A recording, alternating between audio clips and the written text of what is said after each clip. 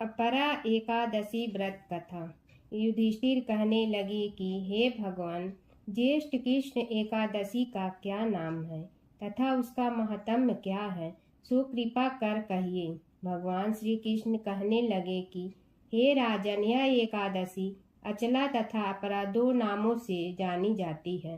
पुराणों के अनुसार ज्येष्ठ कृष्ण पक्ष की एकादशी अपरा एकादशी है, क्योंकि यह अपार धन देने वाली है। जो मनुष्य इस व्रत को करते हैं वे संसार में प्रसिद्ध हो जाते हैं। इस दिन भगवान त्रिविक्रम की पूजा की जाती है। अपरा एकादशी के व्रत के प्रभाव से ब्रह्म हत्या, भूत योनि, दूसरे की निंदा आदि के सब पाप दूर हो जाते हैं। इस व्रत के करने से पर स्त्री गमन, झूठी गवाही देना, झूठ बोलना, झूठे शास्त्र पढ़ना, झूठा ज्योतिषी बनना तथा झूठा वैद्य बनना आदि सब पाप नष्ट हो जाते हैं। जो क्षत्रिय युद्ध से भाग जाए वे नरकगामी होते हैं, परंतु अपरा एकादशी का व्रत करने से वे भी स्वर्ग को प्राप्त होते हैं। जो शिष्य गुरु से शिक्षा ग्रहण करते हैं फिर उनकी निंदा करते हैं वे अवश्य नरक में पड़ते हैं, मगर अपरा एकादशी का व्रत करने से वे भी इस पाप से मुक्त हो जाते हैं। जो फल तीनों पुष्कर में कार्तिक पूर्णिमा को स्नान करने से या गंगा तट पर पितरों को पिंडदान करने से प्राप्त होता है, वही अपरा एकादशी का व्रत करने से प्राप्त होता है।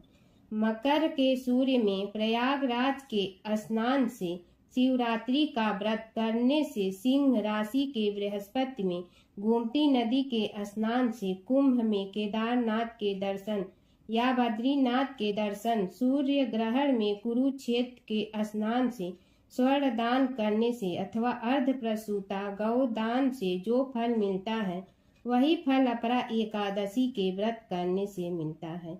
यह व्रत पाप रूपी वृक्ष को काटने के लिए कुल्हाड़ी है, पाप रूपी ईंधन को जलाने के लिए अग्नि, पाप रूपी अंधकार को मिटाने के लिए सूर्य के समान, मृगों को मारने के लिए सिंह के समान है। अतः मनुष्य को पापों से डरते हुए इस व्रत को अवश्य करना चाहिए। अपरा एकादशी का व्रत तथा भगवान का पूजन करने से मनुष्य सब पापों से छूटकर विष्णु लोक को जाते हैं। इसकी प्रचलित कथा के अनुसार प्राचीन काल में महीध्वज नामक एक धर्मात्मा राजा था। उसका छोटा भाई ब्रजध्वज बड़ा ही क्रूर, अधर्मी तथा अन्यायी था। वह अपने बड़े भाई से द्वेष रखता था। उस पापी ने एक दिन रात्रि में अपने बड़े भाई की हत्या करके उसकी देह को एक जंगली पीपल के नीचे गाड़ दिया। इस अकाल में तुझे राजा प्रेतात्मा के रूप में उसी पीपल पर रहने लगा और अनेक उत्पात करने लगा। एक दिन अचानक धौम्य नामक ऋषि उधर से गुजरे। उन्होंने प्रेत को देखा और तपोबल से उसके अतीत को जान लिया। अपने तपोबल से प्रेत उत्पात का कारण समझा। ऋषि ने प्रसन्न होकर उस प्रेत को पीपल के पेड़ से उतारा तथा परलोक विद्या का उपदेश दिया। दयालु ऋषि ने राजा की प्रेत योनि से मुक्ति के लिए स्वयं ही अपरा अचला एकादशी का व्रत किया और उसे अगत्य से छुड़ाने को उसका पुण्य प्रेत को अर्पित कर दिया। इस पुण्य के प्रभाव से राजा की प्रेत योनि से मुक्ति हो गई। वह ऋषि को धन्यवाद देता हुआ दिव्य देह धारण कर पुष्पक विमान में बैठकर स्वर्ग को चला गया। हे राजन, यहाँ पर एकादशी की कथा मैंने लोकहित के लिए कही है। इसे पढ़ने अथवा सुनने से मनुष्य सब पापों से छूट जाता है। बोलो विष्णु भगवान की। गारस माता की कहानी। एक बूढ़ी माँ ने एक बार एकादशी का व्रत रखा। बड़ी ही भाव भक्ति से पूजा अर्चना की। उन्हें वृद्धावस्था में क्या बाधा थी? वे तो अपने पुत्र पौत्र की सुख सुविधा के लिए व्रत रखने लगी थी। वे दिन भर तो जरा कठोर मन करके अपनी प्यास को रोके रही। दिन में पूजा पाठ किया, कथा सुनी और पंडित जी को मिट्टी के पात्र में भर कर पानी और ऋतु फल दान में दिए। दोनों भर कर वितरण किया। उन्हें गर्मी के कारण बहुत बेचैनी हो रही थी। इस कारण से बड़ी देर तक पानी में पड़ी रही और पानी के कुल्ला करती रही, मुंह धोती रही। तब कहीं थोड़ा बहुत धैर्य बंध पाया। धूप तो तेज पड़ ही रही थी, इस कारण बार बार मुंह सूख रहा था। बूढ़ी माँ बहुत बेचैन हो रही थी। एक बुढ़ापा और दूसरे ये भयंकर गर्मी। वृद्धावस्था की स्थिति को कुछ दूसरी ही प्रकार की होती है। जैसे तैसे रो धो के दिन कट पाया। अब पहाड़ सी रात सामने थी, उसको काटना बड़ा ही कठिन दिखाई दे रहा था।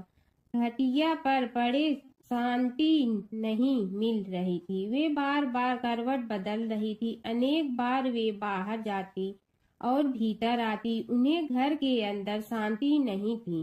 वे पड़ी पड़ी एकादशी माता का स्मरण करती रही। वे कहती रही कि हे माता जी, आप मेरी लाज रखिए, आप ही मुझे शक्ति दे दीजिएगा जिसे मैं भली भांति आपका व्रत कर सकूं और ये पहाड़ सी रात शांति पूर्वक व्यतीत हो सके। प्यास के कारण बूढ़ी माँ की बेचैनी तो बढ़ ही रही थी। उन्होंने धैर्य रखने का बहुत प्रयास किया, किंतु सहनशीलता की सीमा टूट गई और वे घबराकर एकदम चिल्ला पड़ी। बोली कि बचाओ बचाओ। अम्मा का चिल्लाना सुनकर परिवार भर के नर नारी, बच्चे और पड़ोसी एकत्रित होकर बूढ़ी अम्मा की खटिया के समीप पहुंच गए। सबने पूछा कि अम्मा जी, आपको क्या हो गया है? आप क्यों चिल्ला पड़ी थी?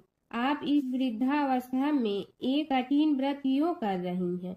अम्मा जी, शक्ति से ही भक्ति होती है। थोड़ी ही देर में वे फिर से बोली कि अरे, हमारे तो प्राण ही निकलने जा रहे हैं। मेरी छाती पर ठंडे पानी का घड़ा रख दीजिए। नातियों ने दादी की छाती पर ठंडे पानी का पात्र रख दिया। तब कहीं उन्हें थोड़ा बहुत आराम मिला और थोड़ी देर के लिए उन्होंने अपनी आंखें बंद कर ली। एकादशी माता ने सोचा कि ये बूढ़ी अम्मा है तो बहुत कठोर, जरा जाकर उसकी परीक्षा लेना चाहिए। वे आधी रात को मुर्गा बनकर टेर लगाने लगी। मुर्गा की आवाज सुनकर दादी जल्दी से उठी और बाहर जाकर आसमान की ओर देखा, किंतु आसमान में कहीं उन्हें प्रातःकालीन तारा नहीं दिखाई दिया। वे सोचने लगी कि ये मुर्गा क्यों और कैसे बोल गया है। उन्हें प्यास तो बढ़ ही रही थी। थोड़ा बहुत उनका मन भी विचलित होने लगा था, किंतु अंत में उन्होंने दृढ़ निश्चय किया कि मैं अब व्रत को पूर्ण करके ही छोड़ूंगी, चाहे भले ही मेरे प्राण निकल जाए। ये सोचकर फिर वे खटिया पर शिथिल होकर लेट गई। थोड़ी ही देर में एकादशी माता ने उनकी फिर से परीक्षा लेनी चाहिए। एक छोटी सी बालिका एक गिलास में शरबत लेकर उनके सिरहाने खड़ी हो गई और जोर से बोली कि दादी जी, सवेरा हो गया है, आप हाथ मुंह धोकर शरबत पी लीजिए। पहले तो शरबत का गिलास देखकर उनका मन ललचाने लगा, किंतु अचानक व्रत का स्मरण हो आया और उन्होंने सोचा कि मैं किसी भी प्रकार से अभी शरबत नहीं पी सकती हूँ और वे शांति पूर्वक अपनी घटिया पर लेट गई। फिर थोड़ी ही देर में उन्हें ऐसा लगा कि जैसे किसी ने उन्हें पानी के कुएं में पटक दिया हो। वे बड़ी देर तक उस कुएं में हाथ पांव चलाती रही, किंतु उन्होंने अपने मुंह में पानी की एक बूंद भी नहीं जाने दी और वे दृढ़ता पूर्वक अपना व्रत पालती रही। थोड़ी ही देर में न जाने कहां से सामने आग जलने लगी, जिससे भारी गर्मी पड़ने लगी। प्यास के कारण प्राण निकलने लगे, किंतु बूढ़ी अम्मा का कुछ भी नहीं बिगड़ पाया। वे जहां की तहां मुस्कुराती हुई बैठी रही। थोड़ी ही देर में बाहर प्रकाश दिखाई देने लगा। ऐसा लगा कि जैसे सवेरा हो गया हो।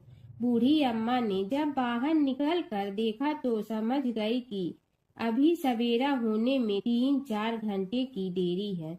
यह जानकर वे शांति पूर्वक इधर उधर घूमने फिरने लगी। एकादशी माता ये बात अच्छी तरह से समझ गई कि ये बूढ़ी अम्मा किसी भी प्रकार से अपने व्रत से नहीं टल सकती है। वे उनके सत्य व्रत को अच्छी तरह से समझ गई। सवेरा होते ही बूढ़ी माँ ने स्नान किया, भगवान का पूजन पाठ किया, एकादशी माता की कथा सुनी, ब्राह्मणों को दक्षिणा देकर भोजन कराया, तब कहीं उन्होंने जल ग्रहण किया। कन्याओं को भोजन कराने के बाद अम्मा ने भोजन किया। उस श्रेष्ठ व्रत के प्रताप से बूढ़ी अम्मा की आयु में वृद्धि हो गई। उनका घर परिवार हरा भरा हो गया। घर में अब उनके कोई अभाव नहीं रहता। वे हर तरह के सुख साधनों से संपन्न हो गई।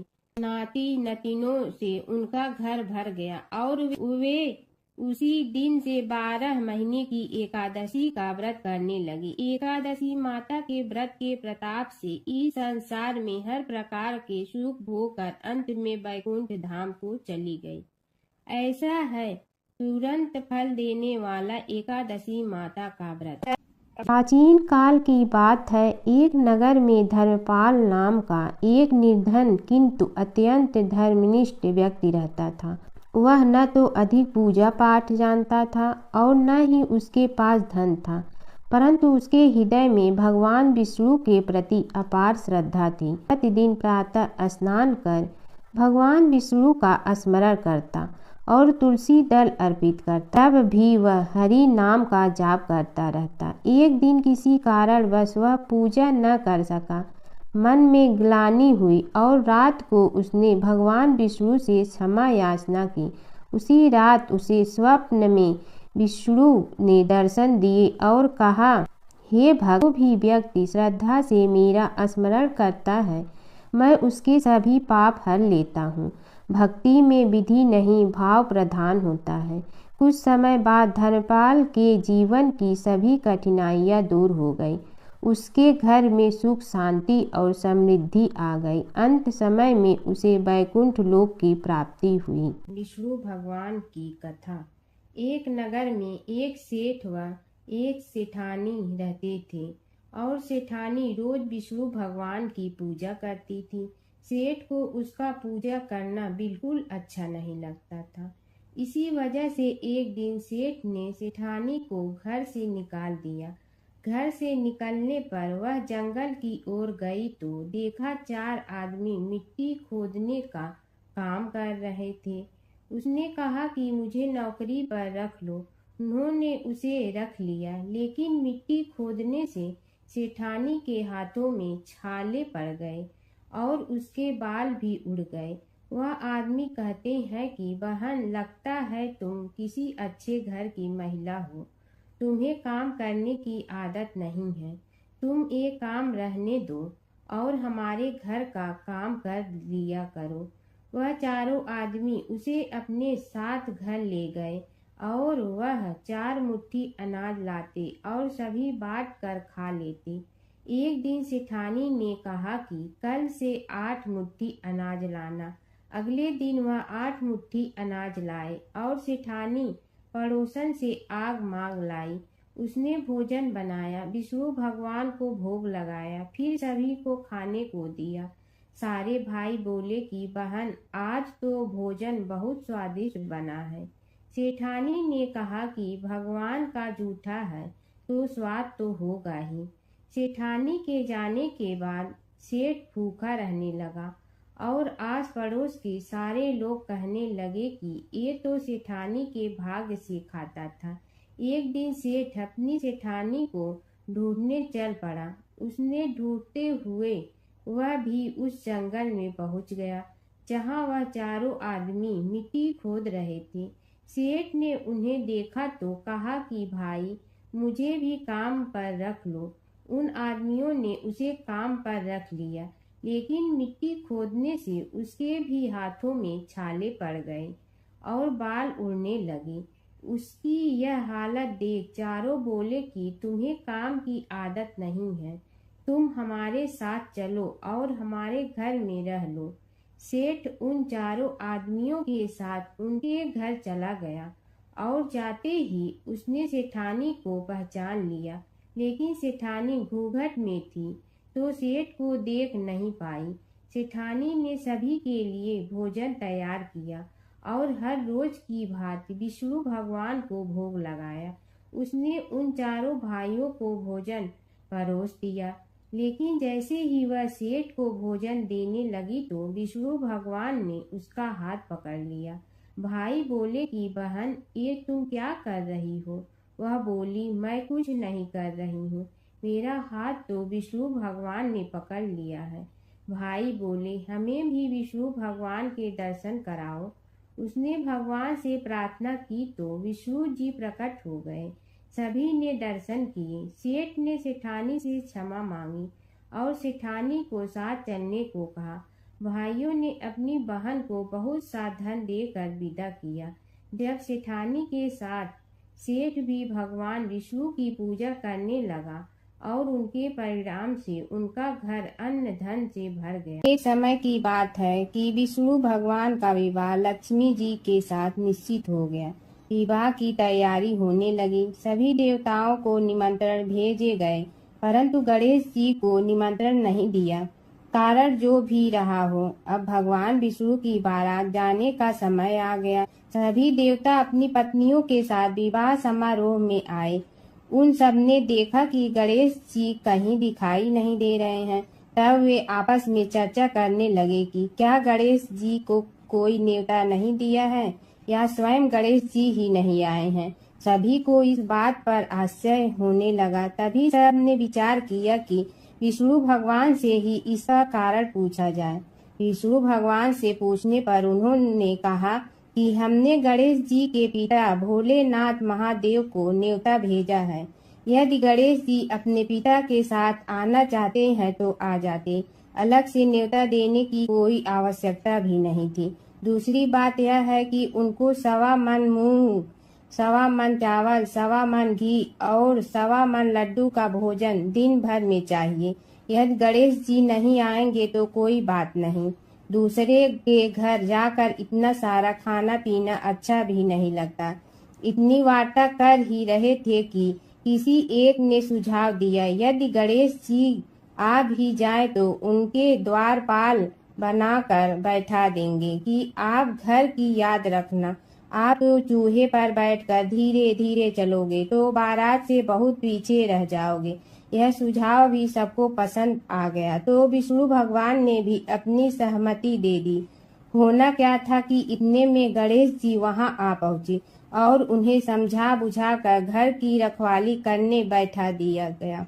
बारात चल रही थी, तब नारद जी ने देखा कि गणेश जी तो दरवाजे पर ही बैठे हुए हैं, तो वे गणेश जी के पास गए और रुकने का कारण पूछा।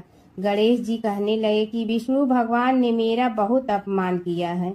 नारद जी ने कहने लगे कि अपनी मूसक देना को आगे भेज दे तो वह रास्ता खोद देगी, जिससे उनके वाहन धरती में धंस जाएंगे। तब आपको सम्मान पूर्वक बुलाना पड़ेगा।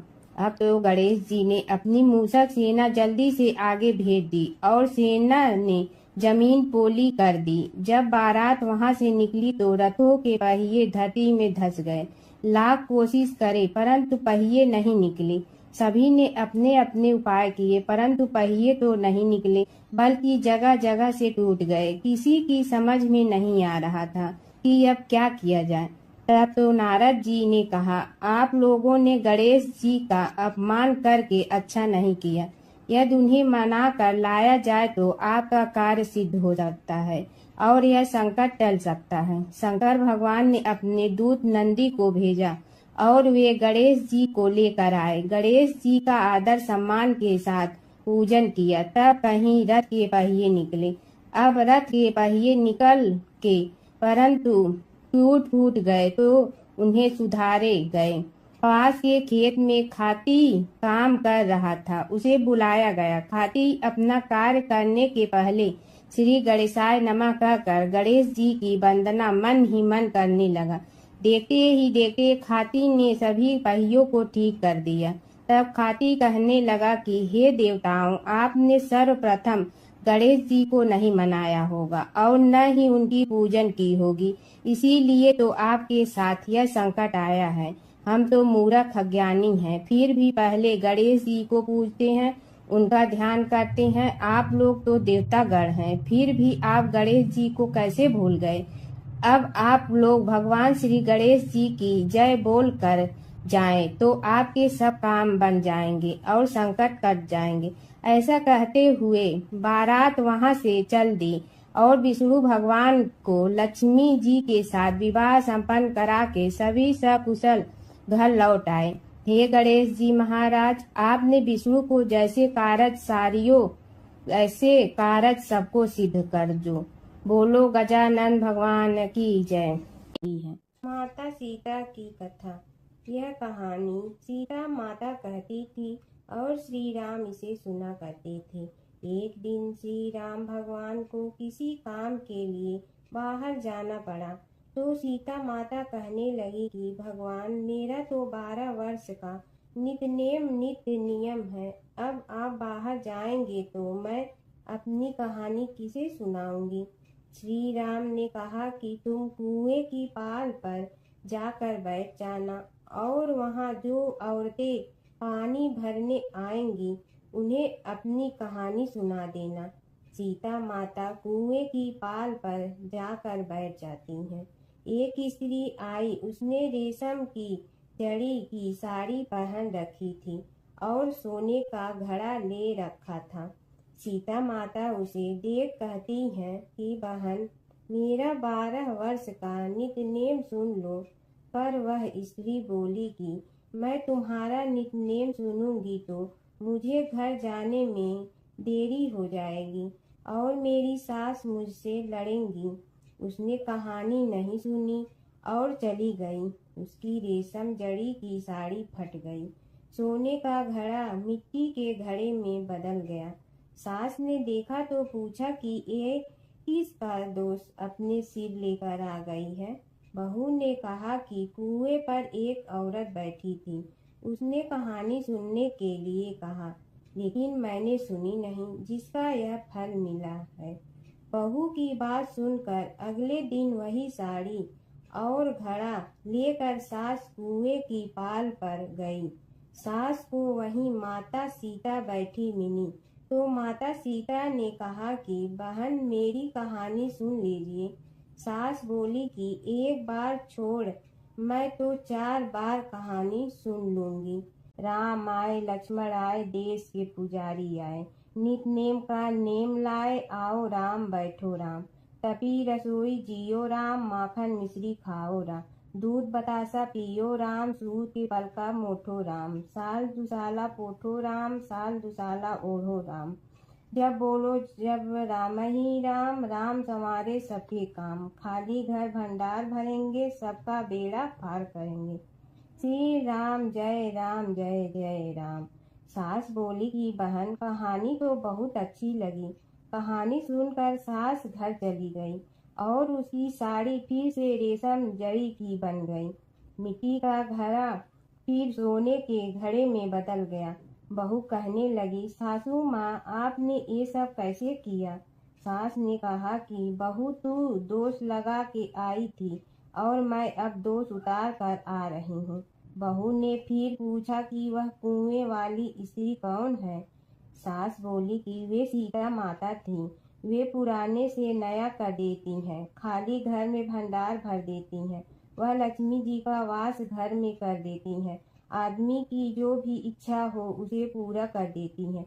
बहू बोली कि ऐसी कहानी मुझे भी सुना दो। सास बोली कि ठीक है, तुम भी सुनो। और सास ने कहानी शुरू की। राम आए लक्ष्मण आए, देश के पुजारी आए, नित नेम का नेम लाए, आओ राम बैठो राम, तपी रसोई जियो राम, माखन मिश्री खाओ राम, दूध बतासा पियो राम, सूत के पल का मोठो राम, साल दुसाला पोठो राम, साल दुसाला ओढ़ो राम, जब बोलो जब राम ही राम, राम संवारे सबके काम, खाली घर भंडार भरेंगे, सबका बेड़ा पार करें, श्री राम जय राम। कहानी सुनकर बहू बोली कि कहानी तो बहुत अच्छी है। सास ने कहा कि ठीक है, इस कहानी को रोज कहा करेंगे। अब सास बहू रोज सवेरे उठती, नहाती धोती और पूजा करने के बाद नित नेम की सीता की कहानी कहती। एक दिन उनके यहाँ एक पड़ोस की औरत आई और बोली कि बहन जरा सी आँच दे ना। तो वह बोली कि आज तो अभी हमने जलाई ही नहीं। पड़ोसन ने कहा कि तुम सुबह 4 बजे से उठकर क्या कर रही हो। फिर उन्होंने कहा कि सुबह उठकर हम पूजा करते हैं, फिर सीता माता की नित्य नेम की कहानी कहते हैं।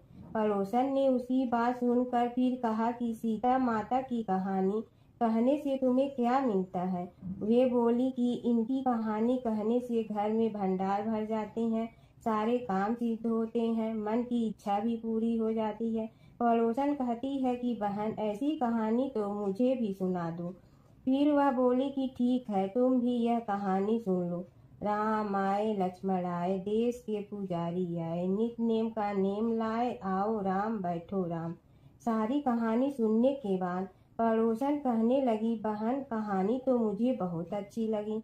अब वह पड़ोसन भी नित नेम सीता माता की कहानी कहने लगी। कहानी कहने से सीता माता ने पड़ोसन के भी भंडार भर दिए। अब तो पूरे मोहल्ले में नित नेम की कथा चल पड़ी। हर किसी की मनोकामना पूरी होने लगी। हे सीता माता, जैसे आपने उनके भंडार भरे वैसे ही आप हमारे भी भंडार भरना, सबकी भरना, कहानी सुनने वाले के भी और कहानी कहने वाले के भी। धर्मराज जी की कथा। दो सेठानियाँ थी। एक के घर में धन बहुत था पर वह कंजूस थी। दूसरी के पास धन थोड़ा कम था पर मन से वह बहुत अमीर थी।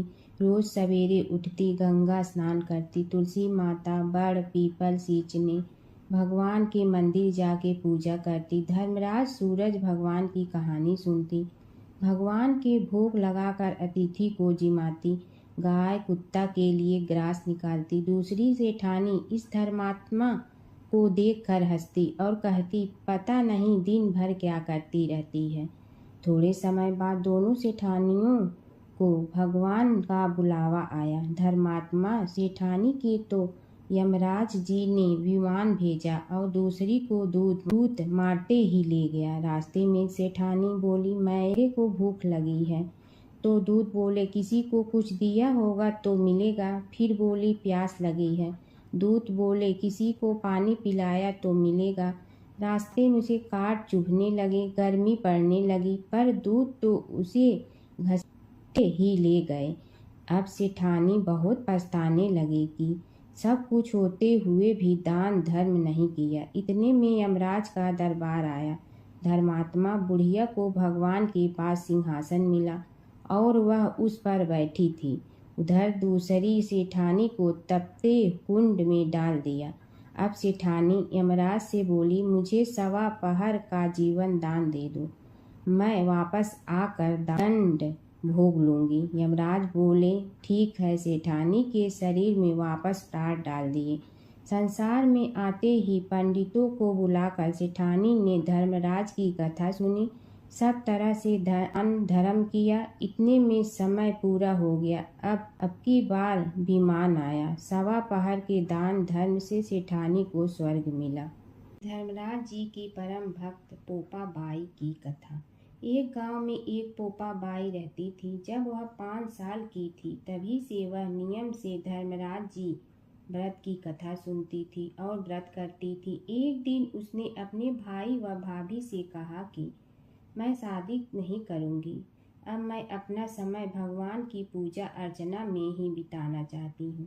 इसलिए मेरी झोपड़ी गांव के बाहर बनवा दो और गांव में सबको कह दो कि वह अपनी गाय व बछड़ों को मेरे यहाँ ही घास भूस चरने को भेज दो और जिसकी भी इच्छा हो, श्रद्धा हो, मुझे खाना भिजवा दो।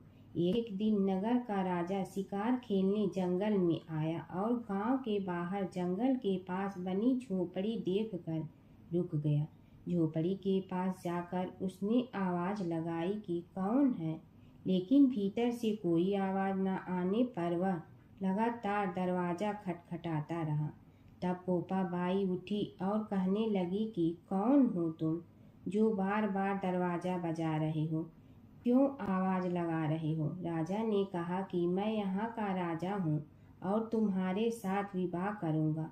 पोपा बाई ने कहा कि जहाँ से आए हो वहीं चले जाओ, मैं किसी पराये आदमी का मुंह नहीं देखती हूँ। राजा ने पोपा बाई की एक नहीं सुनी और जबरदस्ती उठा ले गया। तब पोपा बाई ने राजा को श्राप दिया कि तुम्हारा सारा राजपाट नष्ट हो जाएगा। महल में आने पर राजा की रानियों ने सारी बात सुनकर राजा से अनुरोध किया कि पोपा बाई को वहीं वापस छोड़ आओ। राजा जब पोपा बाई को वापस झोपड़ी में छोड़ने जाने लगा तो रास्ते में पाप की नदी आई, जिसमें राजा डूब गया। कुछ समय बाद पोपा बाई मृत्यु के बाद धर्मराज जी के यहाँ पहुँची और धर्मराज जी ने उन्हें स्वर्ग का राज दे दिया। एक बार एक सेठ व सेठानी मृत्यु लोक से स्वर्ग लोक आए तो उसके द्वार बंद देखकर वह धर्मराज जी से द्वार खोलने का आग्रह करते हैं। धर्मराज जी कहते हैं, इस द्वार पर पोपा बाई का राज है। इस पर सेठ सेठानी कहते हैं कि हम पोपा बाई को नहीं जानते हैं। धर्मराज जी उन दोनों की बात सुनकर कहते हैं कि तुम दोनों 7 दिन तक मृत्युलोक में रहो।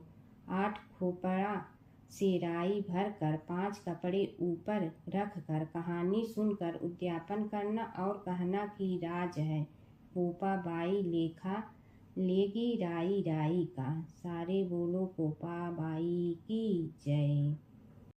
गणेश और बुढ़िया माई की कथा। एक बुढ़िया थी, वह बहुत ही गरीब और दृष्टिहीन थी। उसके एक बेटा और बहू थे। वह बुढ़िया सदैव गणेश जी की पूजा किया करती थी। एक दिन गणेश जी प्रकट होकर उस बुढ़िया से बोले, बुढ़िया माँ, तू जो चाहे सो मांग ले। बुढ़िया बोली, मुझे तो मांगना नहीं आता, कैसे और क्या मांगूं? तब गणेश जी बोले, अपने बहू बेटे से पूछ कर मांग ले। तब बुढ़िया ने अपने बेटे से कहा, गणेश जी कहते हैं तू कुछ मांग ले, बता मैं क्या मांगूं? पुत्र ने कहा, माँ तू धन मांग ले। बहू से पूछा तो बहू ने कहा, नाती मांग ले। तब बुढ़िया ने सोचा कि ये तो अपने अपने मतलब की बात कर रहे हैं। अतः उस बुढ़िया ने पड़ोसन से पूछा तो उन्होंने कहा, बुढ़िया तू तो थोड़े दिन जियोगी, क्यों तू धन मांगो और क्यों नाती मांगे? तू तो अपनी आँखों की रोशनी मांग ले, जिससे तेरी जिंदगी आराम से कट जाए। इस पर बुढ़िया बोली, यदि आप प्रसन्न है तो मुझे 9 करोड़ की माया दे, निरोगी काया दे, अमर सुहाग दे, आँखों की रोशनी दे, नाती दे, पोता दे और सब परिवार को सुख दे और अंत में मोक्ष दे। यह सुनकर तब गणेश जी बोले, बुढ़िया माँ, तुमने तो हमें ठग लिया। फिर भी जो तूने मांगा है वचन के अनुसार सब तुझे मिलेगा। और यह कहकर गणेश जी अंतर ध्यान हो गए। उधर बुढ़िया माँ ने जो कुछ मांगा वह सब कुछ मिल गया। हे गणेश जी महाराज, जैसे तुमने उस बुढ़िया माँ को सब कुछ दिया वैसे ही सबको देना। बुढ़िया माई को मुक्ति दी तुलसी माता की कथा। एक बुढ़िया माई तुलसी जी को सींचती और कहती कि हे तुलसी माता, सत की दाता, मैं तेरा बिडला सींचती हूँ, मुझे बहू दे, पीताम्बर की धोती दे, मीठा मीठा घास दे, बैकुंठा में वास दे, चटक की चाल दे, पटक की मोद दे, चंदन का काठ दे, रानी सा राज दे, दाल भात का भोजन दे, 11 की मौत दे, कृष्ण जी का कंधा दे। तब तुलसी माता यह सुनकर सूखने लगी तो भगवान ने पूछा कि हे तुलसी, तुम क्यों सूख रही हो? तुलसी माता ने कहा कि एक बुढ़िया रोज आती है और यही बात कह जाती है, मैं सब बात तो पूरा कर दूंगी, लेकिन कृष्ण का कंधा कहाँ से लाऊंगी? तो भगवान बोले, जब वो मरेगी तो मैं अपने आप कंधा दे आऊँगा, तू बुढ़िया माई से कह देना। जब बुढ़िया माई मर गई, सब लोग आ गए। जब माई को ले जाने लगे तो वह किसी से न उठी। तब भगवान एक 12 बरस के बालक का रूप धारण करके आए। बालक ने कहा, मैं कान में एक बात कहूँगा तो बुढ़िया माई उठ जाएगी। बालक ने कान में कहा, बुढ़िया माई मन की निकाल ले, पीताम्बर की धोती ले, मीठा मीठा घास ले, बैकुंठा का वास ले, चटक की चाल ले, पटक की मोत ले, कृष्ण जी का कंधा ले। यह सुनकर बुढ़िया माई हल्की हो गई। भगवान ने कंधा दिया और बुढ़िया माई को मुक्ति मिल गई। हे तुलसी माता, जैसे बुढ़िया माई को मुक्ति दी वैसे सबको देना। प्राचीन काल की बात है। नैमिषारण्य क्षेत्र में ऋषि, महर्षि और साधु संतों का समाज जुड़ा था। उसमें श्री सूत जी भी विद्यमान थे। शौनक जी ने उनकी सेवा में उपस्थित होकर निवेदन किया कि हे अज्ञान रूप घोर तिमिर को नष्ट करने में करोड़ों सूर्यों के समान प्रकाशमान श्री सूत जी हमारे कानों के लिए अमृत के समान जीवन प्रदान करने वाले कथा तत्व का वर्णन कीजिए। हे सूत जी, हमारे हृदयों में ज्ञान के प्रकाश की वृद्धि तथा भक्ति, वैराग्य और विवेक की उत्पत्ति जिस कथा से हो सकती हो वह हमारे प्रति कहने की कृपा कीजिए। शौनक जी की जिज्ञासा से सूत जी बड़े प्रसन्न हुए। पुरातन इतिहासों के स्मरण से उनका शरीर पुलकायमान हो रहा था। वे कुछ देर उसी स्थिति में विराजमान रहकर कुछ विचार करते रहे और अंत में बोले, शौनक जी, इस विषय में आपके चित्त में बड़ी जिज्ञासा है। आप धन्य हैं जो सदैव ज्ञान की प्राप्ति में तत्पर रहते हुए विभिन्न पुराण कथाओं की जिज्ञासा रखते हैं। आज मैं आपको ज्ञान के परम स्रोत रूप श्री गणेश जी का जन्म कर्म रूप चरित्र सुनाऊंगा। गणेश जी से ही सभी ज्ञानों, सभी विद्याओं का उद्भव हुआ है। अब आप सावधान चित्त से विराजमान हो। श्री गणेश जी के ध्यान और नमस्कार पूर्वक उनका चरित्र श्रवण करें। नमस्तस्मै गणेशाय ब्रह्मा विद्या प्रदायिनी यनागस्त्यसमः साक्षात विघ्न सागर सोषणे। कैसे हैं वे श्री गणेश जो सभी प्रकार की ब्रह्म विद्याओं को प्रदान करने वाले अर्थात ब्रह्मा के सगुण और निर्गुण स्वरूप पर प्रकाश डालने और जीव ब्रह्मा का अभेद प्रतिपादन करने वाली विद्याओं के दाता हैं। वे विघ्नों के समुद्रों को महर्षि अगस्त्य के समान शोषण करने में समर्थ हैं। इसलिए उनका नाम विघ्न सागर शोषक के नाम से प्रसिद्ध है। मैं उन भगवान श्री गणेश जी को नमस्कार करता हूँ। प्रथम पूजा के अधिकारी श्री गणेश जी, यह कहकर सूत जी कुछ समय के लिए मौन हो गए और फिर बोले, शौनक जी, भगवान गणेश जी ही सर्वप्रथम पूजा प्राप्ति के अधिकारी हैं। किसी भी देवता की पूजा करो, पहले उनकी पूजा करो।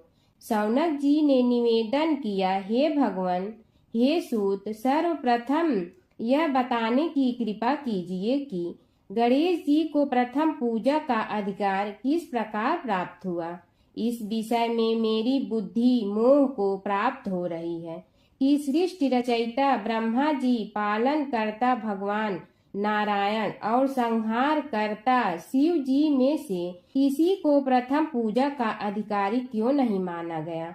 यह त्रिदेव ही तो सबसे बड़ा देवता माने जाते हैं। सूत जी ने कहा, शौनक जी, यह भी एक रहस्य ही है। देखो, अधिकार मांगने से नहीं मिलता, इसके लिए योग्यता होनी चाहिए। संसार में अनेकों देवी देवताएं पूजे जाते हैं। पहले जो जिसका इष्ट देव होता है वह उसी की पूजा किया करता है। इससे बड़े देवताओं के महत्व में कमी आने की आशंका उत्पन्न हो गई। इस कारण देवताओं में परस्पर विवाद होने लगा। वे उसका निर्णय प्राप्त करने के लिए शिव जी के पास पहुँचे और प्रणाम करके पूछने लगे, प्रभु, हम सब में प्रथम पूजा का अधिकारी कौन है। शिव जी सोचने लगे कि किसे प्रथम पूजा का अधिकारी माने। तभी उन्हें एक युक्ति सूझी। बोले, देवगण, इसका निपटारा बातों से नहीं तथ्यों से होगा। इसके लिए एक प्रतियोगिता रखनी होगी।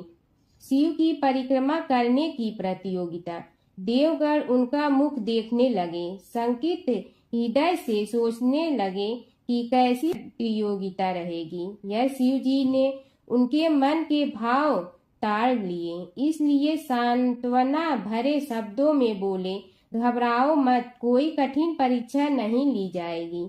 बस इतना ही कि सभी अपने अपने वाहनों पर चढ़कर संसार की परिक्रमा करो और फिर यहाँ लौट आओ। जो पहले लौटेगा वही सर्वप्रथम पूजा का अधिकारी होगा। अब क्या देर थी, सभी अपने अपने वाहन पर चढ़कर दौड़ पड़े। किसी का वाहन गजराज था तो किसी का सिंह, किसी का भैंसा तो किसी का मृग, किसी का हंस तो किसी का उल्लू, किसी का अश्व तो किसी का श्वान। अभिप्राय यह है कि वाहनों को विविधता के दर्शन उस समय जितने भले प्रकार से हो सकते थे उतने अन्य समय में नहीं। सबसे गया बीता वाहन गणेश जी का था मूषक, उससे चूहा भी कहते हैं। ऐसे वाहन के बल भरोसे इस प्रतियोगिता में सफल होना तो क्या, सम्मिलित होना भी हास्यास्पद है। गणेश जी ने सोचा, छोड़ो, क्या होगा प्रतियोगिता में भाग लेने से, हम तो यहाँ बैठे रहकर ही तमाशा देखेंगे। वे बहुत देर तक विचार करते रहे। अंत में उन्हें एक युक्ति सूझी। शिव जी स्वयं ही जगदाता हैं, यह संसार उन्हीं का प्रतिबिंब है, तब क्यों न इन्हीं की परिक्रमा कर ली जाए। इनकी परिक्रमा करने से ही संसार की परिक्रमा हो जाएगी। ऐसा निश्चय कर उन्होंने मूषक पर चढ़कर शिव जी की परिक्रमा की और उनके समक्ष जा पहुँचे। शिव जी ने कहा, तुमने परिक्रमा पूर्ण कर ली? उन्होंने उत्तर दिया, जी हाँ। शिव जी सोचने लगे कि इसे तो यहीं घूमते हुए देखा, फिर परिक्रमा कैसे कराया। देवताओं का परिक्रमा करके लौटना आरंभ हुआ और उन्होंने गणेश जी को वहां बैठे देखा तो माथा ठनक गया। फिर भी साहस करके बोले, अरे तुम विश्व की परिक्रमा के लिए नहीं गए? गणेश जी ने कहा, अरे मैं कब का यहाँ आ गया। देवता बोले, तुम्हें तो कहीं भी नहीं देखा। गणेश जी ने उत्तर दिया, देखते कहाँ से, समस्त संसार शिव जी में विद्यमान है। इनकी परिक्रमा करने से ही संसार की परिक्रमा पूर्ण हो गई। सूत जी बोले, शौनक, इस प्रकार गणेश जी ने अपनी बुद्धि के बल पर ही विजय प्राप्त कर ली। उनका कथन सत्य था, इसलिए कोई विरोध करता भी तो कैसे। बस उसी दिन से गणेश जी की प्रथम पूजा होने लगी। भगवान विष्णु और नारद की कथा। एक बार नारद मुनि जी ने भगवान विष्णु जी से पूछा, हे भगवान, आपका इस समय सबसे प्रिय भक्त कौन है? अब विष्णु तो भगवान हैं, सो झट से समझ गए अपने भक्त नारद मुनि की बात और मुस्कुरा कर बोले, मेरा सबसे प्रिय भक्त उस गांव का एक किसान है। यह सुनकर नारद मुनि जी थोड़ा निराश हुए और फिर से एक प्रश्न किया, हे भगवान, आपका बड़ा भक्त तो मैं हूँ, तो फिर सबसे प्रिय क्यों नहीं?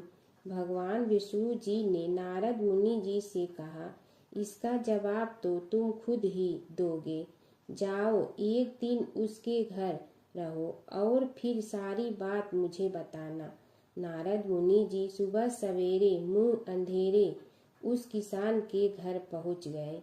देखा अभी अभी किसान जगा है और उसने अब सबसे पहले अपने जानवरों को चारा देता, फिर मुंह धोता, दैनिक कार्यों से निवृत्त होता, जल्दी जल्दी भगवान का नाम लिया, रूखी सूखी रोटी खाकर जल्दी जल्दी अपने खेतों पर चला गया।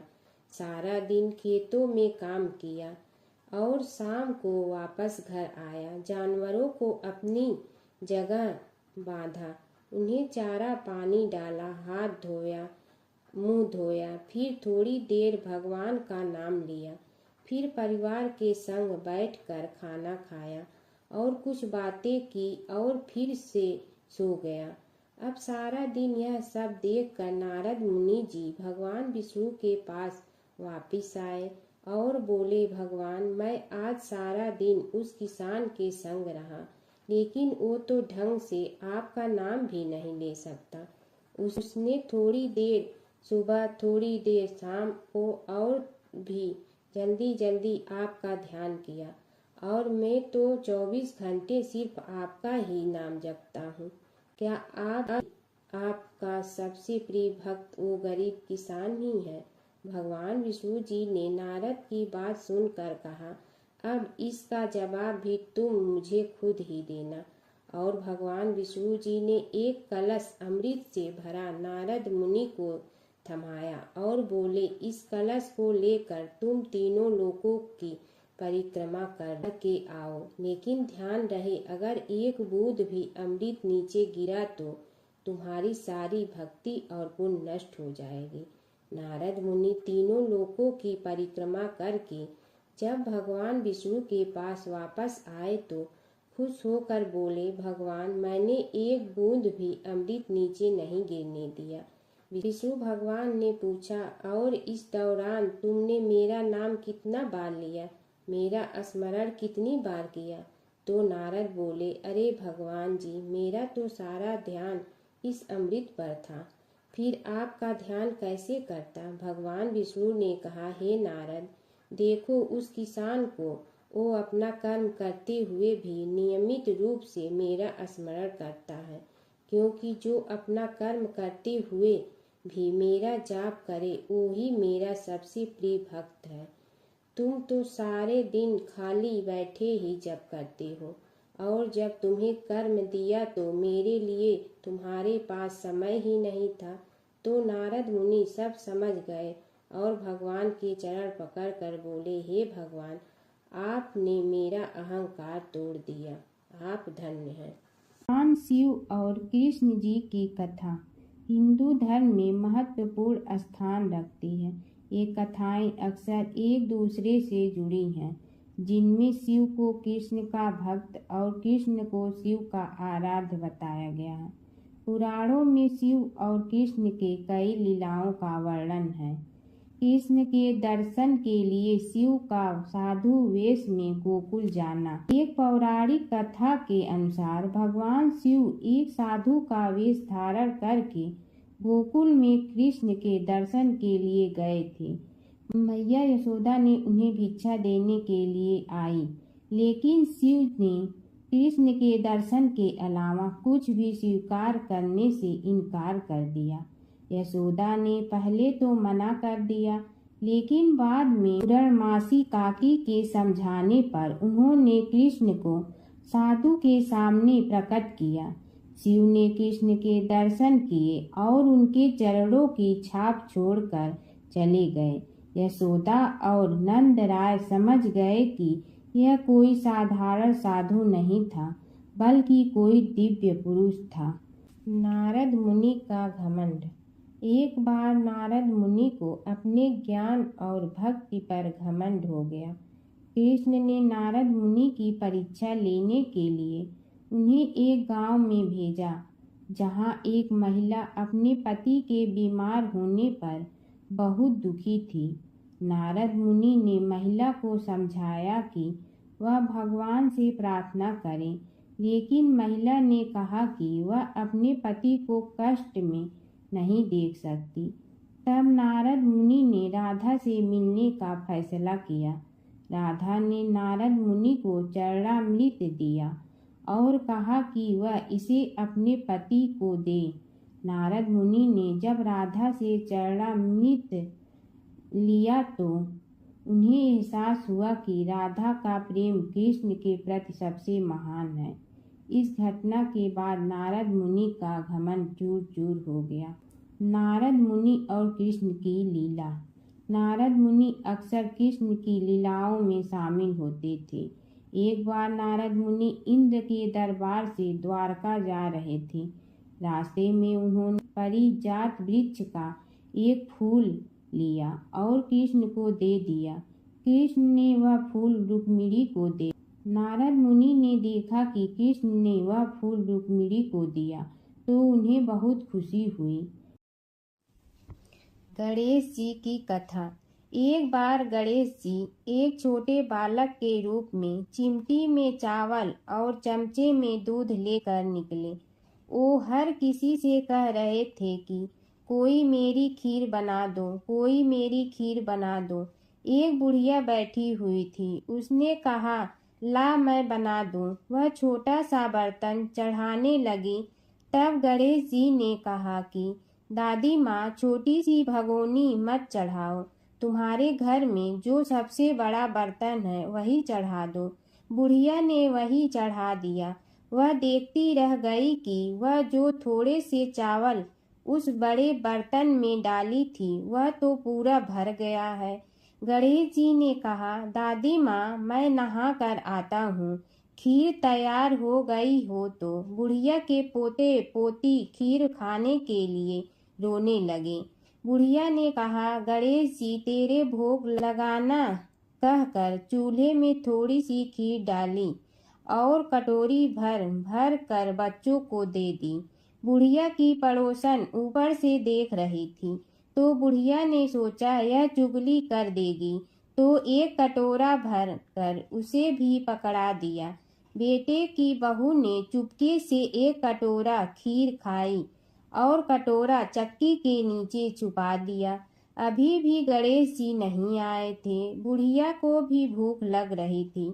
वह भी एक कटोरा खीर खाकर किवाड़ के पीछे बैठकर एक बार फिर कहा कि गणेश जी, आपके भोग लगे कहकर खाना शुरू कर दिया। तभी गणेश जी आ गए। बुढ़िया ने कहा, आ जा रे गणेशिया, खीर खा ले, मैं तो तेरी ही राह देख रही थी। गणेश जी ने कहा, दादी माँ, मैंने तो खीर पहले ही खा ली। बुढ़िया ने कहा, कब खाई?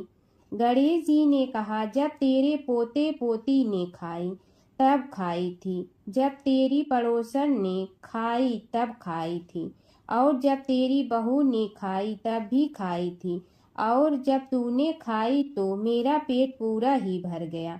बुढ़िया ने कहा, बेटा, और सारी बात तो सोच, पर बहू बेचारी का तो नाम मत लो। वह तो सुबह से काम में लग रही है, उसने फिर खीर कब खाई?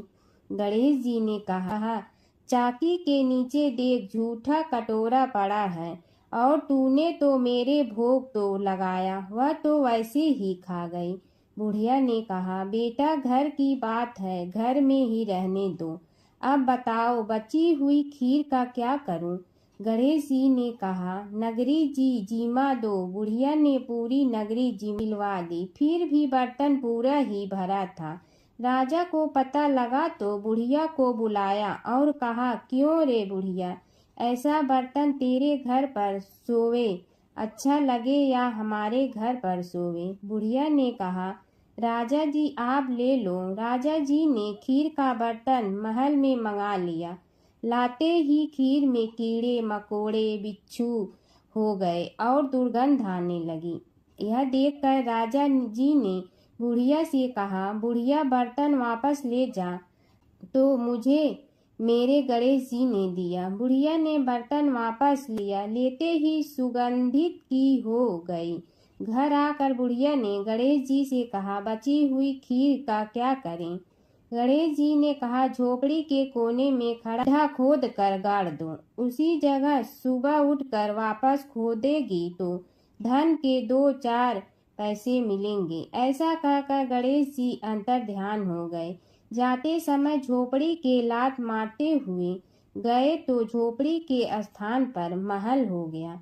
सुबह बहू ने फावड़ा लेकर पूरे घर को खोद दिया तो कुछ भी नहीं मिला। बहू ने कहा, सासू जी, थारो गणेश जी तो झूठे हैं।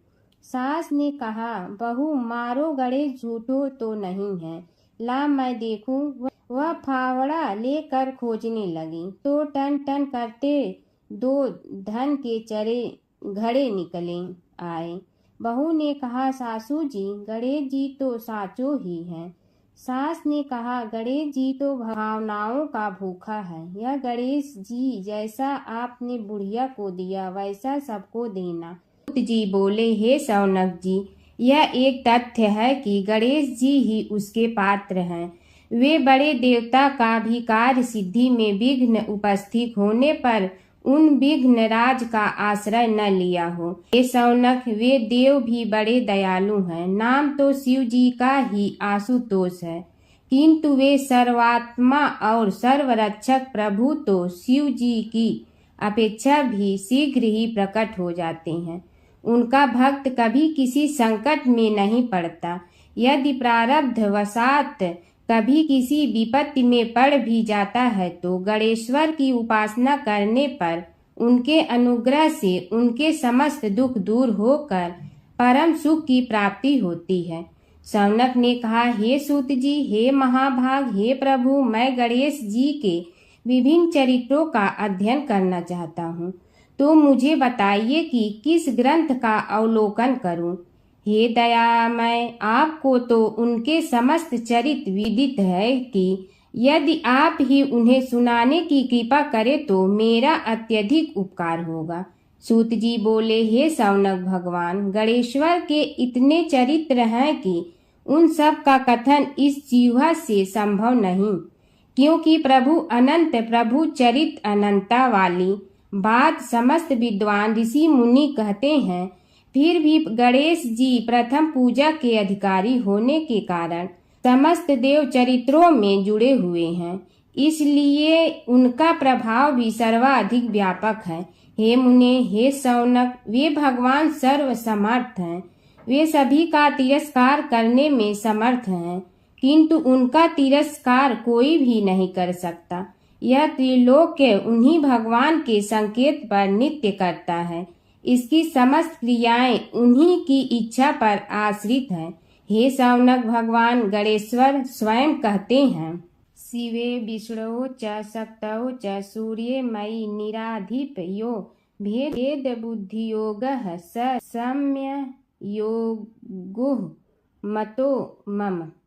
हे नरेश्वर, हे वरेण्य, शिव, विष्णु, शक्ति, सूर्य और मुझ गणेश में जो अभेद बुद्धि योग है, मेरे मत में वही सम्यक योग है। इससे यह भी सिद्ध है कि समस्त देवता उन्हीं के स्वरूप हैं। वे ही भगवान विभिन्न कार्य रूपों के अनुसार अपना भिन्न भिन्न नाम रखते हैं। हे मुनि श्रेष्ठ, उन सब देवताओं के चरित्र भी उन्हीं गणराज के चरित्र हैं। यद्यपि सब चरित्र एक ही ग्रंथ में मिलने में संभव नहीं है, फिर भी गणेश्वर के अनेकों प्रमुख चरित्रों का वर्णन गणेश पुराण में हुआ है। राजा सोमकांत का वृतांत कथन। शौनक जी ने पूछा, हे प्रभु, गणेश पुराण का आरंभ किस प्रकार हुआ, यह मुझे बताने की कृपा करे। इस पर सूत जी ने कहने लगे, हे शौनक, यद्यपि गणेश पुराण है तो बहुत प्राचीन, क्योंकि भगवान गणेश्वर तो आदि हैं। न जाने कब से गणेश जी अपने उपासकों पर कृपा करते चले आ रहे हैं। उनके अनंत चरित्र हैं, जिनका संग्रह एक महापुराण का रूप ले सकता है। उसे एक बार भगवान नारायण ने नारद जी को और भगवान ने शंकर और जगन जननी पार्वती जी को सुनाया था। बाद में वही पुराण संक्षेप रूप में ब्रह्मा जी ने महर्षि वेद व्यास को सुनाया और फिर व्यास जी ने महर्षि भृगु को सुनाया। भृगु ने कृपा करके सौराष्ट्र के एक राजा सोमकांत को सुनाया था। तब से वह पुराण अनेक कथाओं में विस्तृत होता रहा और अनेक कथाओं से रहित होता हुआ अनेक रूप में प्रचलित है। शौनक जी ने पूछा, भगवान, आप यह बताने का कष्ट करें कि राजा सोमकांत कौन था। उसने महर्षि से गणेश पुराण का श्रवण कहाँ किया था, उस पुराण के श्रवण से उसे क्या क्या उपलब्धियां हुई। हे नाथ, मुझे श्री गणेश्वर की कथा के प्रति उत्कंठा बढ़ती ही जा रही है। सूत जी बोले, हे शौनक, सौराष्ट्र के देवनगर नाम की एक प्रसिद्ध राजधानी थी। वहाँ का राजा सोमकांत था। वह अपनी प्रजा का पुत्र के समान पालन करता था। वह वेद ज्ञान संपन्न, शस्त्र विद्या में पारंगत एवं प्रबल प्रतापी राजा, समस्त राजाओं में मान्य तथा अत्यंत वैभवशाली था। उसका ऐश्वर्य कुबेर के भी ऐश्वर्य को लज्जित करता था। उसने अपने पराक्रम से अनेकों देश जीत लिए थे। उसकी पत्नी अत्यंत रूपवती, गुणवती, धर्माज्ञा एवं पतिव्रत धर्म का पालन करने वाली थी। वह सदैव अपने प्राणनाथ की सेवा में लगी रहती थी। उसका नाम सुधर्मा था। जैसे वह पतिव्रता थी, वैसे ही राजा भी एक पत्नी व्रता का पालन करने लगा। उसके हेमकांत नामक एक सुंदर पुत्र था। वह भी सभी विद्याओं का ज्ञाता और अस्त्र शस्त्रादि के अभ्यास में निपुण हो गया था।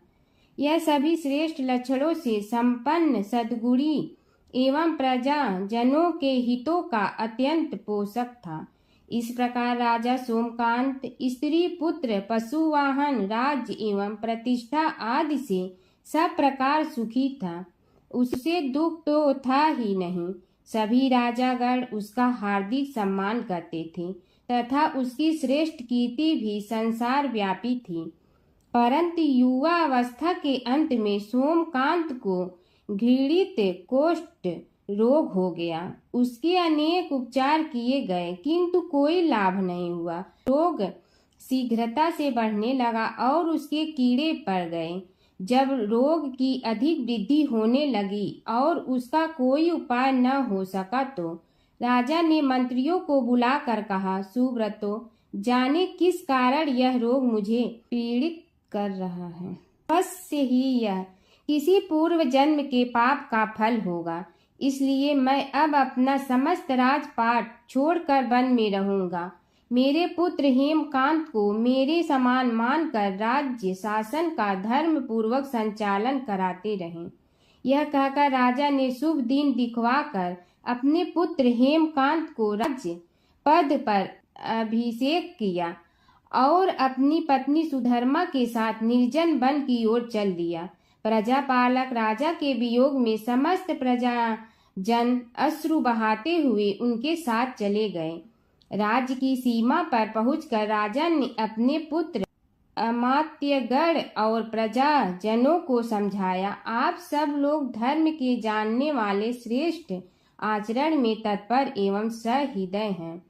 यह संसार तो वैसे भी परिवर्तनशील है। जो आज है वह कल नहीं था और आने वाले कल में भी नहीं रहेगा।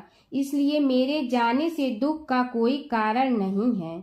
मेरे स्थान पर मेरा पुत्र सभी कार्यों को करेगा। इसलिए आप सब उसके अनुशासन में रहते हुए उसे सदैव सम्मान करते रहें। फिर पुत्र से कहा, बेटा, यह स्थिति सभी के समझ आती रही है। हमारे पूर्व पुरुष भी परंपरागत रूप से वृद्धावस्था आने पर वन में जाते रहे हैं। मैं कुछ समय पहले ही वन में जा रहा हूँ, तो कुछ पहले या पीछे जाने में कोई अंतर नहीं पड़ता। यदि कुछ वर्ष बाद जाऊं तब भी मोह का त्याग करना ही होगा।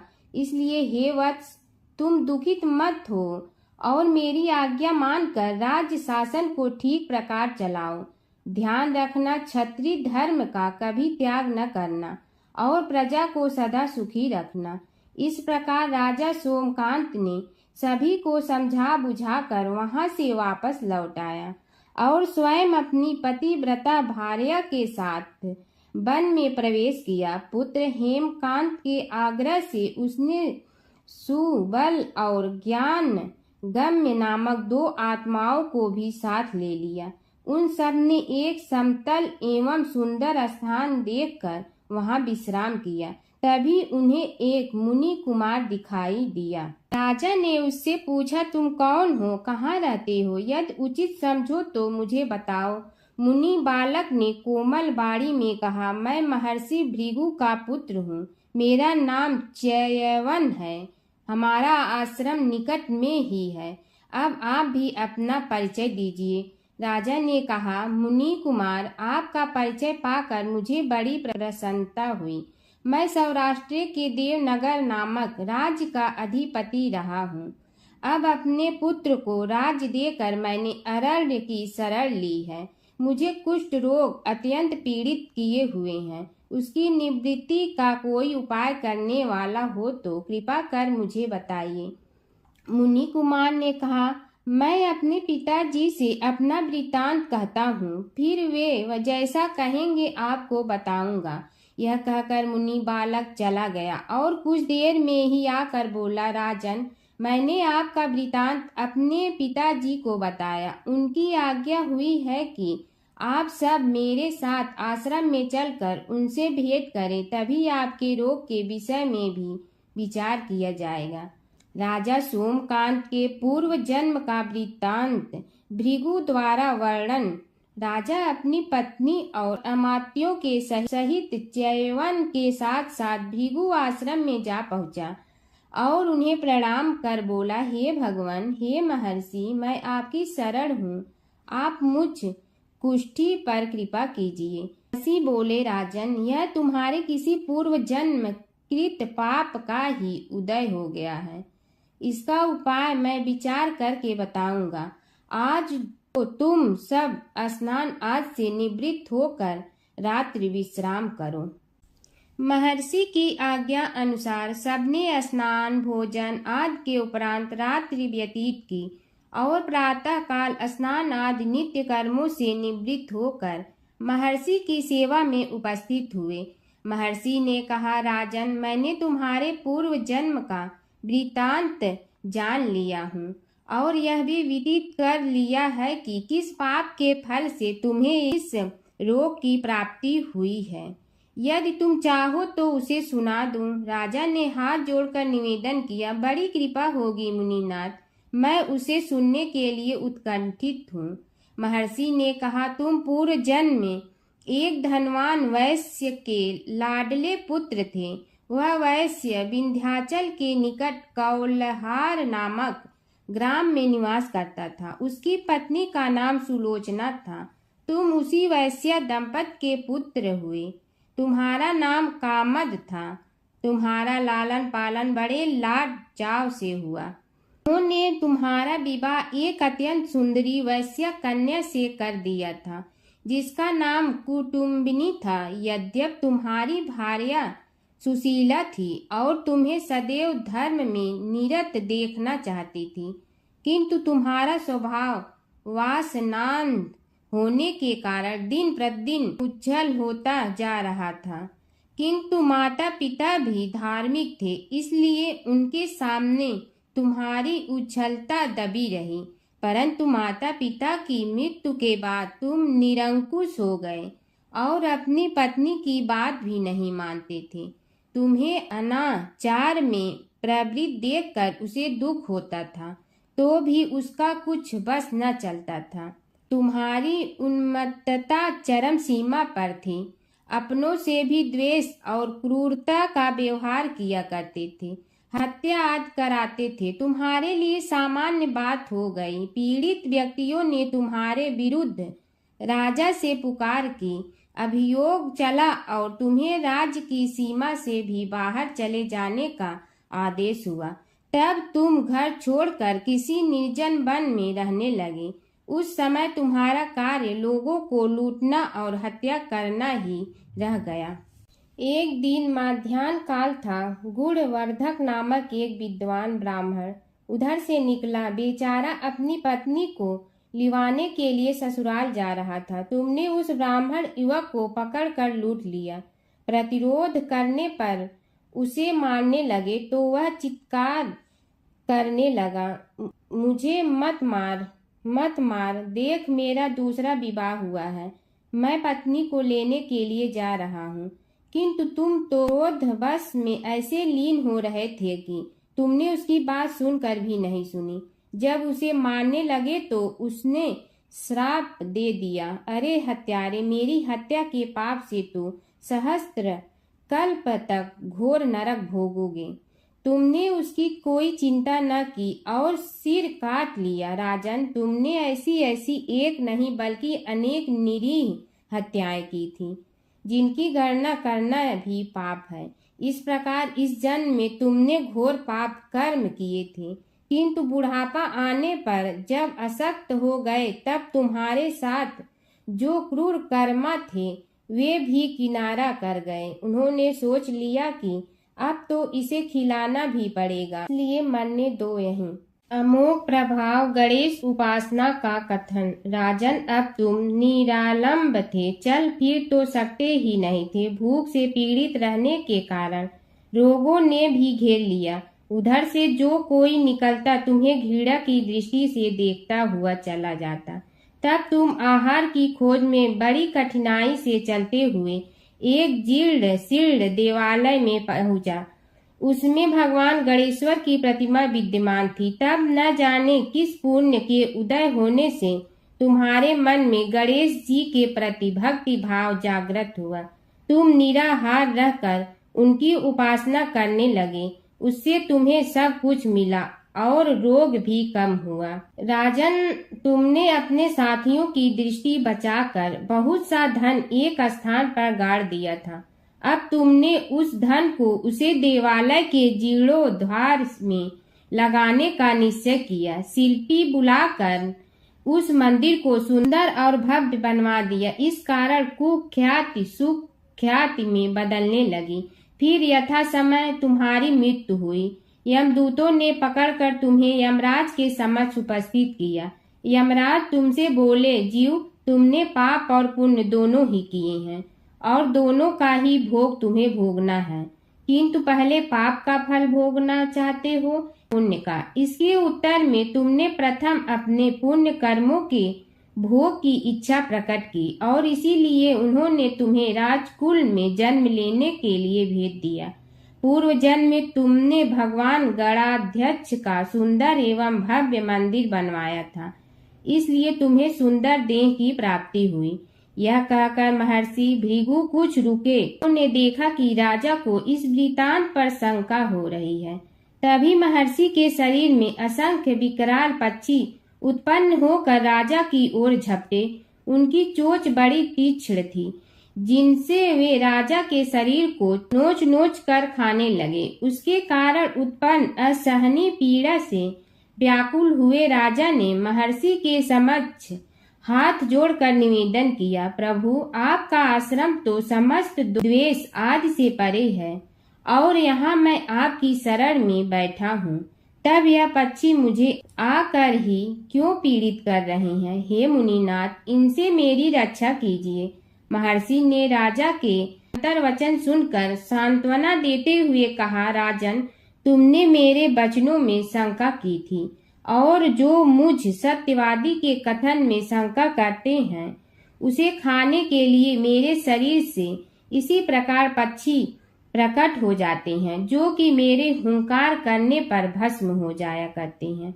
यह कर महर्षि ने हुंकार की और तभी वे समस्त पक्षी भस्म हो गए। राजा श्रद्धावनत होकर उनके समक्ष अश्रुपात करता हुआ बोला, प्रभु, अब आप पाप से मुक्त होने का उपाय कीजिए। महर्षि ने कुछ विचार कर कहा, राजन, तुम पर भगवान गणेश्वर की कृपा सहज रूप से है और वे ही प्रभु तुम्हारे पापों को भी दूर करने में समर्थ हैं। इसलिए तुम उनके पाप नाशक चरित्रों का श्रवण करो। गणेश पुराण में उनके चरित्रों का भले प्रकार वर्णन हुआ है, अतएव तुम श्रद्धा भक्ति पूर्वक उसी को सुनने में चित्त लगाओ। राजा ने प्रार्थना की, महामुनि, मैंने गणेश पुराण का नाम भी आज तक नहीं सुना, तो उनके सुनने का सौभाग्य कैसे प्राप्त कर सकूंगा? हे नाथ, आपसे अधिक ज्ञानी और प्रकांड विद्वान और कौन हो सकता है? आप ही मुझ पर कृपा कीजिए। महर्षि ने राजा की दीनता देखकर उसके शरीर पर अपने कमंडल का मंत्रपूत जल छिड़का। तभी राजा को एक छींक आई और नासिका से एक अत्यंत छोटा काले वर्ण का पुरुष बाहर निकल आया। देखते देखते वह बढ़ गया। उसके भयंकर रूप को देखकर राजा कुछ भयभीत हुआ, किंतु समस्त आश्रमवासी वहां से भाग गए। वह पुरुष महर्षि के समक्ष हाथ जोड़कर खड़ा हो गया। उन्हें उसकी ओर देखा और कुछ उच्च स्वर में बोले, तू कौन है? क्या चाहता है? वह बोला, मैं साक्षात पाप हूँ। समस्त पापियों के शरीर में मेरा निवास है। आपके मंत्रपूत जल के स्पर्श से मुझे विवश होकर राजा के शरीर से बाहर निकलना पड़ा है। अब मुझे बड़ी भूख लगी है, बताइए क्या खाऊं और कहाँ रहूं? महर्षि बोले, तू उस आम के अवकाश स्थान में निवास कर और उसी वृक्ष के पत्ते खाकर जीवन निर्वाह कर। यह सुनते ही वह पुरुष आम के वृक्ष के पास पहुंचा, किंतु उसके स्पर्श मात्र से वह वृक्ष जलकर भस्म हो गया। फिर जब पाप पुरुष को रहने के लिए कोई स्थान दिखाई न दिया तो वह भी अंतर्हित हो गया। हर व्रत कथा के साथ पढ़ी और सुनी जाने वाली लपसी तपसी की यह कहानी। एक लपसी था, एक तपसी था। तपसी हमेशा भगवान की तपस्या में लीन रहता था। लपसी रोजाना सवा सेर की लपसी बनाकर भगवान का भोग लगाकर जीम लेता था। एक दिन दोनों लड़ने लगे। तपसी बोला, मैं रोज़ भगवान की तपस्या करता हूँ, इसलिए मैं बड़ा हूँ। लपसी बोला, मैं रोज़ भगवान को सवा सेर लपसी का भोग लगाता हूँ, इसलिए मैं बड़ा हूँ। नारद जी वहाँ से गुजर रहे थे। दोनों को लड़ता देखकर उनसे पूछा कि तुम क्यों लड़ रहे हो।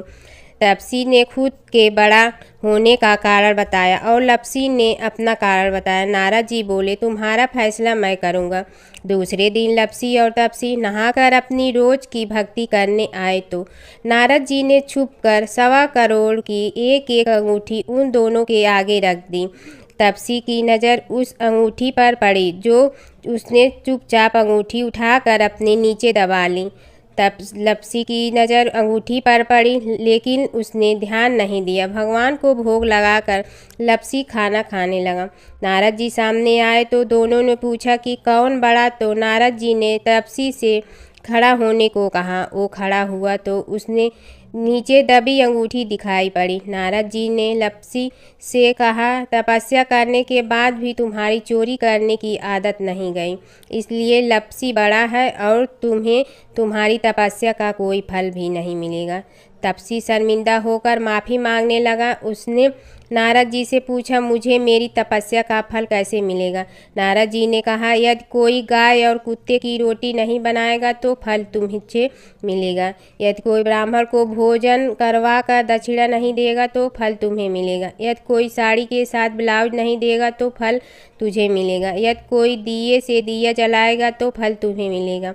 यदि कोई सारी कहानी सुने लेकिन तुम्हारी कहानी नहीं सुने तो फल तुझे मिलेगा। उसी दिन से हर व्रत कथा कहानी के साथ लपसी तपसी की कहानी भी सुनी और कही जाती है। ओम जय जगदीश हरे स्वामी, जय जगदीश हरे। भक्त जनों के संकट क्षण में दूर करे। ओम जय जगदीश हरे। जो ध्यावे फल पावे, दुख बिन दे मन का। सुख संपत्ति घर आवे, कष्ट मिटे तन का। ओम जय जगदीश हरे। मात पिता तुम मेरे, शरण कहूँ किसकी। तुम विनय और न दूजा, आस करूँ जिसकी। ओम जय जगदीश हरे। तुम पूर्ण परमात्मा, तुम अंतर्यामी। पार ब्रह्म परमेश्वर, तुम सबके स्वामी। ओम जय जगदीश हरे। तुम बिंदा के सागर, तुम पालन करता। मैं मूरख कल काम, कृपा करो भरता। ओम जय जगदीश हरे। तुम हो एक गोचर, सबके प्राणपति। किस विधि मिलूं दया में, तुमको मैं कुमति। ओम जय जगदीश हरे। दीन बंधु दुख हरता, तुम रक्षक मेरे। अपने हाथ उठाओ, द्वार पड़ा तेरे। ओम जय जगदीश हरे। विषय विकार मिटा, पाप हरो देवा। श्रद्धा भक्ति बढ़ाओ, संतन की सेवा। ओम जय जगदीश हरे।